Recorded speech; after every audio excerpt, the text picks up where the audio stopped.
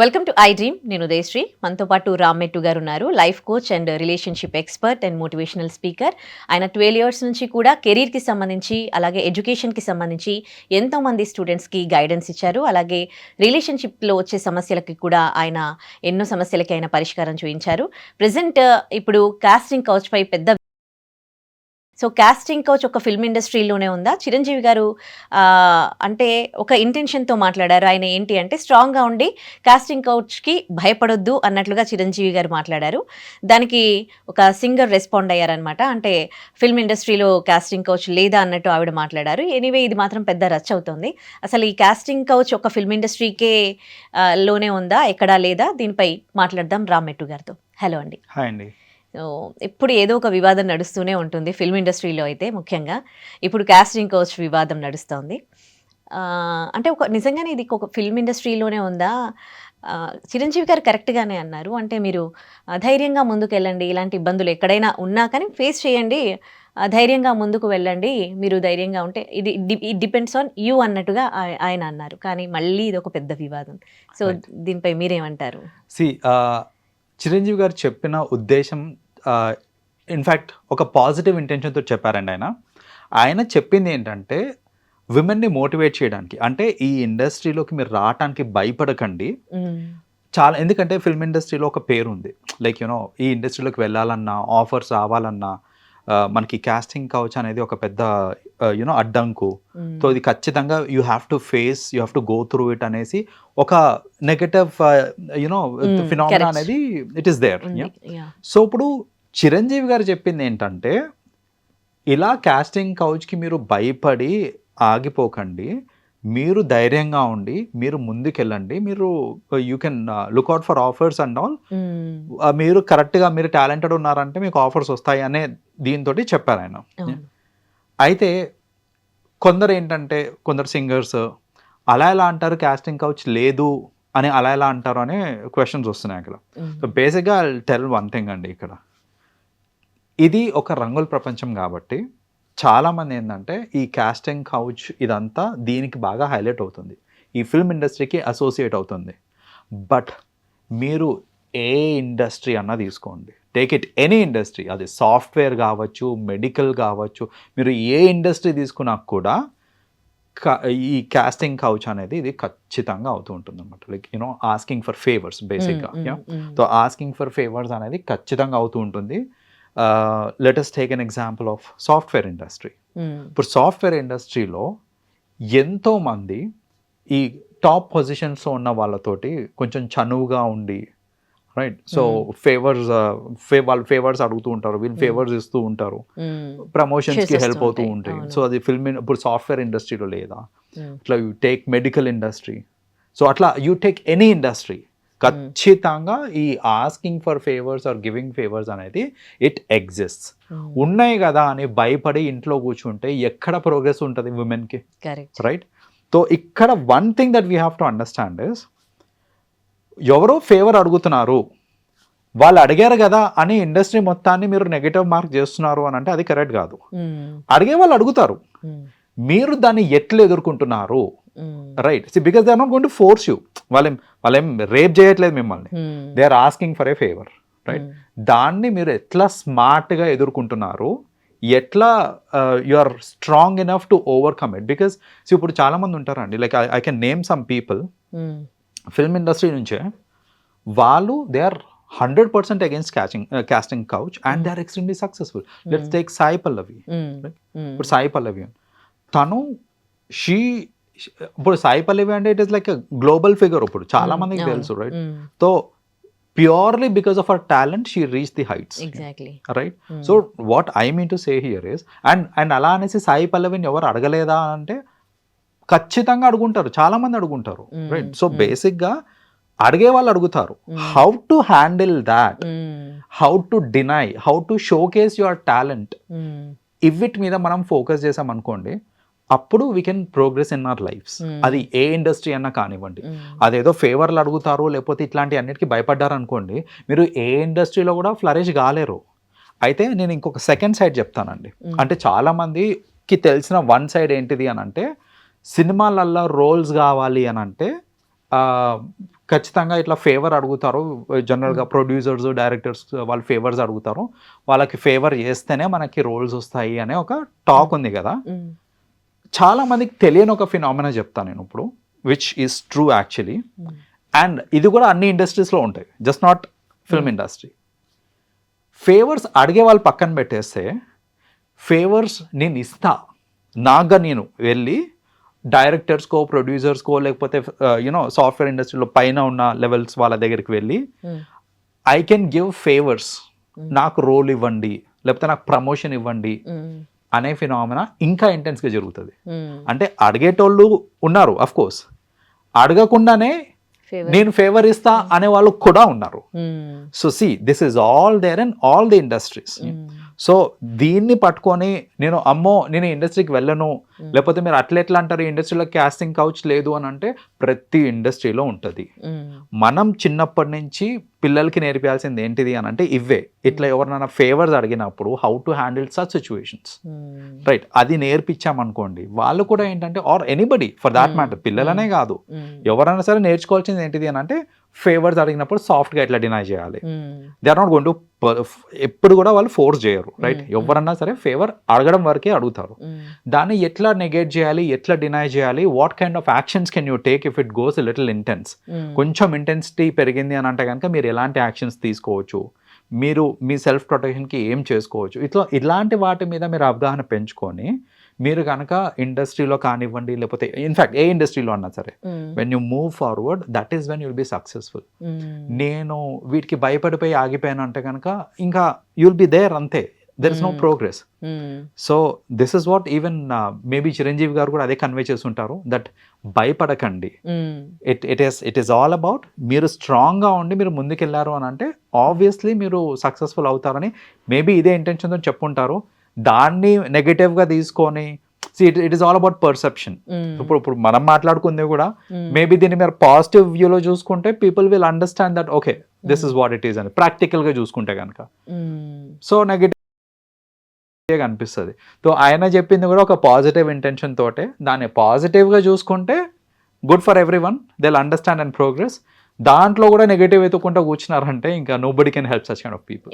అంటే కొంతమంది ఇంటెన్షన్ ఏంటి అంటే అసలు అడిగే ధైర్యం కూడా చేయొద్దు. అంటే కొంతమంది అదే మీరు ఫేవర్లు చేయడానికి రెడీగా ఉన్నారు, కొంతమంది ఏమో ఫేవర్లు అడుగుతూ ఉన్నారు కదా.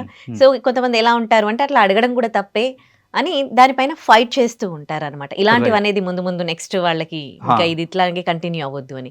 So what's wrong in that? See, ఇక్కడ అసలు lot of people they fight, మీరు అన్నట్టే ఇట్లా ఫేవర్స్ అడుగుతూ ఉంటారు, అడగడమే తప్పు అనేసి అంటూ ఉంటారు.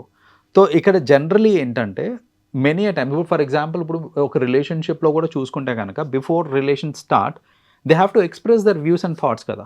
So it is as good as they are expressing their views or thoughts. So అడిగే వాళ్ళు అడుగుతారు, మీరు దాన్ని చేస్తా అన్నారంటే ఫ్రాంక్లీ స్పీకింగ్ ఇంకా బెటర్ ఇష్యూస్ ఉన్నాయి to fight for. So because వాళ్ళు జస్ట్ అడిగారు అంతే. ఆ అడిగేటప్పుడు రూడ్గా అడిగినా, లేకపోతే ఒక వేరే లెవెల్ ఆఫ్ ఇంటెన్సిటీతో అడిగినా కూడా అప్పుడు మీరు యాక్షన్ తీసుకోండి, ఒప్పుకుంటా నేను. బట్ జనరల్గా అడగడం ఏంటంటే వెరీ సాఫ్ట్గా అడుగుతారు అనమాట, వాళ్ళు కూడా చాలా సాఫ్ట్గా అడుగుతారు. ఇలా సాఫ్ట్గా అడిగింది కూడా నేను పట్టించుకొని దాన్ని నేను ఇంటెన్సిఫై చేసి అట్లెట్లా అడుగుతావు నువ్వు అని రచ్చ చేసే కంటే కూడా it is always better to deny softly. Because at the end of the day అంత రచ్చ చేసిన తర్వాత obviously they will not be any proof as such. So ఇప్పుడు మీరు అంతా ఇచ్చేసినాక అండ్ జనాలు అసలు అడగకుండా ఉండాలి అని అంటే ట్రస్ట్ మీ, ఈ పాటికి అసలు క్రైమ్ జీరో అయిపోవాలి. ఎంతో మంది నరుక్కుంటున్నారు రోడ్ల మీద, వాళ్ళకి శిక్షలు కూడా వేస్తున్నారు. అలానే నరకడం ఆగిపోయిందా అంటే లేదు, రైట్. రాబరీ అవుతుంది, థెఫ్ట్ అవుతున్నాయి, వీళ్ళందరినీ జైల్లో వేస్తున్నారు, శిక్షిస్తున్నారు. ఆగిపోయిందా? ఆగలేదు. ఇది కూడా అంతే. మీరు కాస్టింగ్ కౌచ్ గురించి ఎవరైతే ఫేవర్స్ అడుగుతున్నారు కదా అని వాళ్ళ మీద మీరు యాక్షన్స్ తీసుకుంటారేమో, తీసుకున్నంత మాత్రాన ఈ మొత్తం ఫినామినా న్యూట్రలైజ్ అయిపోతుంది. ఎవ్వరు అసలు అడగను కూడా అడగరు అని అంటే you're in a wrong notion. అడిగేటోళ్ళు అడుగుతూనే ఉంటారు. కాబట్టి మనం ఏంటంటే దాన్ని ప్రాక్టికల్గా ఆలోచించి ఎట్లా హ్యాండిల్ చేయాలి సాఫ్ట్గా అని దాన్ని అక్కడికి వదిలేసేయాలి. అనవసరమైన పెంట్ ఎందుకు మనకి, right. So what I suggest is, అడగడమే తప్పు, అట్లా అడగకుండా చేయాలి, ఫుల్ స్ట్రిక్ట్ రూల్స్ రావాలి అంటే ఎంత స్ట్రిక్ట్ రూల్స్ వచ్చినా ఇవి మారవు. మన సొసైటీలో ఎన్నో స్ట్రిక్ట్ రూల్స్ ఉన్నాయి, మారినాయా? లేదు. So we can not expect that ఇది న్యూట్రలైజ్ అవుతుంది, ఎవ్వరు అసలు ఫేవర్స్ అడగరు, ఫేవర్స్ ఇవ్వరు అంటే it doesn't work out that way. So let's be practical in this terms and the best that we can do is know how to respond. సో చాలామంది వాళ్ళు ఏమైనా వర్క్ చేసినప్పుడు అంటే జెన్యూన్ ఫీడ్బ్యాక్ కోరుకుంటారు. ఒకవేళ వాళ్ళలో అది అది అంటే తప్పులు చేసి ఉండొచ్చు, ఆ వర్క్ పరంగా కొన్ని మిస్టేక్స్ ఉండొచ్చు, కొన్ని బాగా చేసి ఉండొచ్చు. కానీ ఆ ఫీడ్బ్యాక్ అడిగినప్పుడు కొన్ని మనం డైరెక్ట్గా చెప్పలేకపోతాం. ఒకవేళ మిస్టేక్స్ ఉన్నాయనుకో చెప్పలేకపోతాం. Right. అండ్ కాంప్లిమెంట్స్ కూడా చాలామంది జెన్యూన్గా ఇవ్వడానికి ఇష్టపడరు. ఏదో బాగుంది అన్నట్టు అంటారు. అసలు జెన్యూన్ ఫీడ్బ్యాక్ ఏ విధంగా ఇవ్వాలి? ఫీడ్బ్యాక్ ఇవ్వడం అనేది ఇట్స్ అన్ ఆర్ట్ యాక్చువల్గా. చాలామంది ఏంటంటే ఆ ఫీడ్బ్యాక్ సరిగ్గా ఇవ్వడం రాక వాళ్ళు ఇచ్చే ఫీడ్బ్యాక్ వల్ల ఎంత నెగటివ్ ఇంపాక్ట్ పడుతుంది అనేది అసలు గ్రహించలేరు వాళ్ళు. ఫర్ ఎగ్జాంపుల్ కొందరు ఎలా ఉంటారంటే వాళ్ళు మొహమాటానికి పోయి కొన్ని చెప్పరు మనకి. ఇప్పుడు ఫ్రెండ్స్ ఏదైనా అడిగినా కూడా వన్ సింపుల్ ఎగ్జాంపుల్ ఇక్కడ ఏంటంటే, మన ఇంటికి ఎవరన్నా లంచ్కి కానీ డిన్నర్ కానీ వచ్చారనుకోండి, కామన్గా అడిగే క్వశ్చన్ ఏంటిదంటే భోజనాలు ఎలా ఉన్నాయని అడుగుతారు. ఒక క్వశ్చన్ అడగంగానే ఎవరన్నా సరే ఇప్పుడు దాకా ఓకే ఓకే ఉంది అని ఎవరు చెప్పలేదు ఇప్పుడు దాకా. రైట్, ఏదన్నా సరే బాగుంది అంటే ఎలా ఉన్నా సరే బాగుంది అని చెప్తారు తప్ప they don't give up feedback, the proper feedback. So ఇక్కడ ఏంటంటే బాగుంది అని చెప్పడం of course it's a courtesy, because మనల్ని వాళ్ళు పిలిచారు, మనం వెళ్ళి తిన్నాము, సో ఆబ్వియస్లీ బాగుంది అని చెప్తున్నాం మనం ఇక్కడ. సో ఇక్కడ ఏమవుతుంది అని అంటే అలా చెప్పినప్పుడు జనరలీ బాగుంది అన్నప్పుడు they will take it for granted that okay this is nice and they will start building dreams. అంటే రేపు పొద్దున నేను బిగ్గెస్ట్ కుకింగ్ అందరు బాగుంది అంటున్నారు కదా, నేను కుకింగ్ సైడ్ వెళ్ళిపోవచ్చు అని they will start thinking about those things, plan for something that they are not good at. Right, so first of all ఈ కేసులో మనం తెలుసుకోవాల్సింది ఏంటిది అని అంటే అసలు ఫీడ్బ్యాక్ ఎవరిని అడగాలి అనేది కూడా ఇట్ ఈస్ ఇంపార్టెంట్. ఇంటికి వచ్చిన గెస్ట్లని నువ్వు అడిగావు ఫీడ్బ్యాక్ అని అంటే ఆబ్వియస్గా అక్కడి నుంచి వచ్చే response is not reliable, because వాళ్ళు కర్టసీస్ ఎక్కి చెప్తారు బాగుంది అనేసి. సో ఫస్ట్ ఆఫ్ ఆల్ మీరు అడగాల్సిన వాళ్ళని మాత్రమే అడగాలి. ఎవరిని పడితే వాళ్ళని ఫీడ్బ్యాక్ అడిగారు అంటే that's not correct. I mean reliable feedback రాదు మనకి. ఇంట్లో వాళ్ళని అడిగామనుకోండి, అట్లీస్ట్ వాళ్ళు చెప్తారు అరే దీంట్లో కొంచెం ఉప్పు ఎక్కువైంది, లేకపోతే దీంట్లో కొంచెం కారం ఎక్కువైంది, ఇవి ఇంకా కొంచెం బెటర్గా చేయొచ్చు అని అట్లీస్ట్ ఒక జెన్యున్ ఫీడ్బ్యాక్ వస్తుంది మనకు అక్కడ. So first of all feedback ఇవ్వడం కంటే కూడా ఎవరిని ఫీడ్బ్యాక్ అడగాలనేది తెలుసుకోవడం చాలా ఇంపార్టెంట్. సో రైట్ పీపుల్ని అడగాలి. రైట్, అడిగారు. సో మనం ఫీడ్బ్యాక్ ఇచ్చేటప్పుడు one thing that we have to take care of ఏంటంటే మనం ఇచ్చే feedback should be constructive, it should never be destructive. అంటే కొన్నిసార్లు ఫీడ్బ్యాక్ ఇచ్చినప్పుడు ఏమవుతుంది అని అంటే అవతల వాళ్ళు మరీ హర్ట్ అయిపోతారనమాట. సో అలా హర్ట్ అయిపోయే విధంగా ఫీడ్బ్యాక్ ఇవ్వడం అనేది కరెక్ట్ కాదు, బికాస్ అది వాళ్ళ కాన్ఫిడెన్స్ని దెబ్బతీస్తుంది. అలా కాకుండా constructive feedback is nothing but నేను ఇచ్చే ఫీడ్బ్యాక్లో మీలో ఉన్న షార్ట్ ఫాల్స్ ఏంటో చెప్తాను, బట్ అది ఏ విధంగా చెప్తానంటే అవిటిని మీరు డెవలప్ చేసుకోవాలి అనే థాట్స్ మీలో వచ్చేలాగా నేను చెప్తాను. అంతేగాని మీలో షార్ట్ ఫాల్స్ని చూపించి సో నువ్వు దీనికి పనికిరావు అనే ఒక కంక్లూజన్కి తీసుకురావద్దు వాళ్ళని. నువ్వు ఇవి డెవలప్ చేసుకుంటే ఇంకా బెటర్గా ఉంటుంది అని చెప్పేటట్టు ఉండాలన్నమాట. సో మన ఫీడ్బ్యాక్ ఎప్పుడన్నా సరే కన్స్ట్రక్టివ్గా ఉండాలి తప్ప it should never be destructive. అదొకటి we have to take care of. కొందరు ఏంటంటే నాకు అబద్ధాలు చెప్పడం రాదు, నేను స్ట్రైట్ ఫార్వర్డ్గా చెప్పేస్తాను అని అంటారు. సో స్ట్రైట్ ఫార్వర్డ్గా చెప్పడం మేబీ అది గొప్ప అని నువ్వు అనుకుంటున్నావు, కొన్ని సందర్భాలలో అది హెల్ప్ అవుతుంది, వర్క్ అవుతుంది తప్ప అన్నిట్లో అది వర్కౌట్ కాదు. సో సటిల్ వేలో చెప్పే ఒక ఇది తీరు అనేది ఉంటుందన్నమాట. ఫర్ ఎగ్జాంపుల్ ఇప్పుడు సమ్వన్ ఒక షర్ట్ వేసుకొని వచ్చారు, షర్ట్ వేసుకొని వచ్చి ఈ షర్ట్ ఎలా ఉంది లేకపోతే ఈ డ్రెస్ ఎలా ఉంది నాకు అని అడిగారు అనుకోండి, చెత్తలాగుంది అన్నాను అనుకో నేను. నిజంగానే చెత్తలాగా ఉంది, రైట్, చెత్తలాగా ఉంది అని నేను చెప్పినప్పుడు అవతల హర్ట్ అయిపోతాను.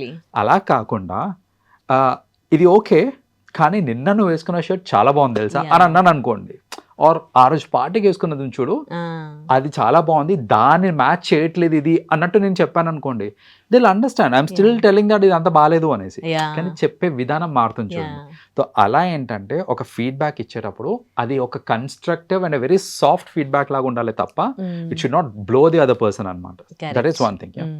అండ్ మోస్ట్ ఇంపార్టెంట్ థింగ్ చెప్తాను చూడండి, జనరల్గా ఒక పర్సన్ ఎవరన్నా సరే రెగ్యులర్గా మనము ఫీడ్బ్యాక్ని ఎక్కువ శాతం ఒక పర్సన్ని అప్రోచ్ అవుతూ ఉంటాం. కుడ్ బి ఆర్ పార్ట్నర్ అవ్వచ్చు, పేరెంట్స్ అవ్వచ్చు, ఎవరైనా అవ్వచ్చు.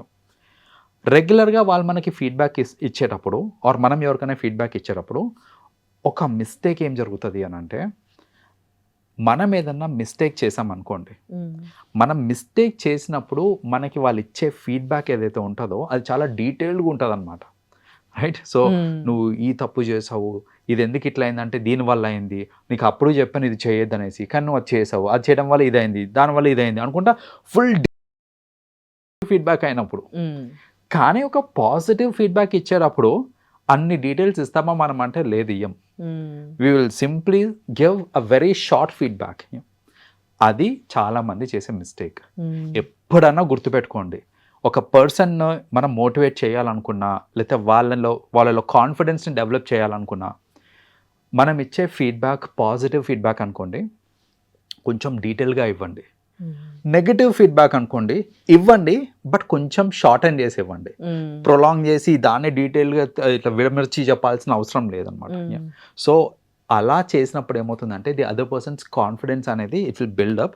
అండ్ ఈ టెక్నిక్ ఏదైతే నేను చెప్పాను చూడండి, ఇది పాజిటివ్ని కొంచెం ఎలాబరేట్ చేయాలి, నెగిటివ్ని తగ్గించి చెప్పాలనేసి, రిలేషన్షిప్స్లో చాలా బాగా హెల్ప్ అవుతుంది ఇది.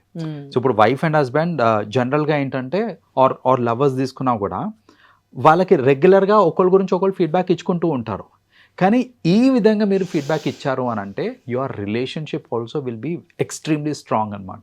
సో ఈ గొడవలు రావటము లేకపోతే ఆ బాండ్ బ్రేక్ అవ్వడం ఇలాంటివన్నీ జరగవు.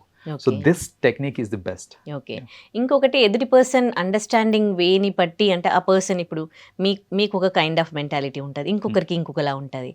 సో మీరు నన్ను అడిగినప్పుడు మీ మెంటాలిటీకి తగ్గట్టుగా మీరు అంటే ఎంత హర్ట్ అవుతారు అది నాకు తెలుసు కాబట్టి మీకు ఒకలాగా ఇస్తాను. అది నాకు ఇంకా వేరే వాళ్ళు ఉన్నారు, ఇంకా బెస్టీ ఫ్రెండ్ ఉంది, ఇంకా తనకు ఒకలాగా ఇస్తాను. సో ఇలా కూడా ఉంటారు. ఎంతవరకు చెప్పగలను అంతవరకు లిమిటెడ్గా మీతో చెప్తాను నేను. సో నాలాంటి మెంటాలిటీ ఉన్న వాళ్ళకి దట్ ఈస్ వాట్, అందుకనే ఐ టోల్డ్ దట్ మనం ఫస్ట్ ఆఫ్ ఆల్ ఫీడ్బ్యాక్ ఎవరిని అడగాలో తెలుసుకోవడం ఇంపార్టెంట్. ఇప్పుడు మన ఇద్దరి మధ్యలో బాండ్ ఎక్కువ లేదు, మొహమాటాలు ఉన్నాయి అన్నప్పుడు అసలు నేను మిమ్మల్ని ఫీడ్బ్యాక్ అడగద్దు. I'm not suppose to ask you. నాకు ఫీడ్బ్యాక్ ఎక్కడి నుంచి ప్రాపర్గా వస్తుంది అని తెలుసో వాళ్ళని మాత్రమే నేను అడగాలి తప్ప, ఇలా మొహమాటాలు ఉన్నాయి మధ్యలో అని అనుకోండి, ఖచ్చితంగా ది ప్రాపర్ ఫీడ్బ్యాక్ రాదు, లేదా వచ్చినా కూడా అదే పై పైన వస్తుంది తప్ప మనకి as I told you like genuine feedback రావటం అనేది చాలా కష్టం అనమాట. సో మనం కూడా ఏంటంటే వీ హ్యావ్ టు అండర్స్టాండ్ ఇప్పుడు సందర్భం ఏంటి, ఆ సందర్భంలో కొన్నిసార్లు ఏంటంటే మనం అడగకుండానే ఫీడ్బ్యాక్ కొందరు ఇస్తూ ఉంటారు. సో అలాంటి ఫీడ్బ్యాక్స్ని మనము we don't have to take.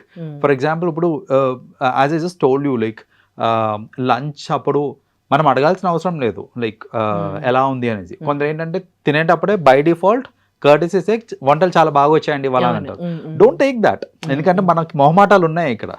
అలా కాకుండా మీ ఓన్ సిబ్లింగ్స్ని అడగండి, లేదంటే పేరెంట్స్ని అడగండి, ఎవరినన్నా అడిగి జెన్యున్గా చెప్పండి నాకు ఎలా ఉంది, బికాస్ నేను దానికి తగ్గట్టు కరెక్షన్ చేసుకుందాం అనుకుంటున్నాను అనే మాట కూడా వచ్చి చెప్పేశారు అనుకోండి, you will get a very good feedback అనమాట. సో అలా మీరు అన్నట్టు ఎవరితో పడితే వాళ్ళతో ఫీడ్బ్యాక్ అడిగితే ఇలా మొహమాటాలు వీటి వల్ల ఏమవుతుంది అని అంటే లిమిటెడ్ ఫీడ్బ్యాక్ రావచ్చు, బట్ ప్రాపర్ ఫీడ్బ్యాక్ రావాలి అని అంటే you should know who to ask అనేది. Correct, nice explanation, thank you అండి. వెల్కమ్ అండి. And for more videos, please subscribe to iDream. Please subscribe to iDream. Please subscribe iDream. And please subscribe to iDream. For more videos, subscribe to iDream. please like, share and subscribe to the channel. Congratulations, iDream. Subscribe to iDream. Subscribe to iDream. So subscribe to iDream Media. iDream ki iDream team andarki huge congratulations. Please subscribe iDream Media. Please subscribe to iDream.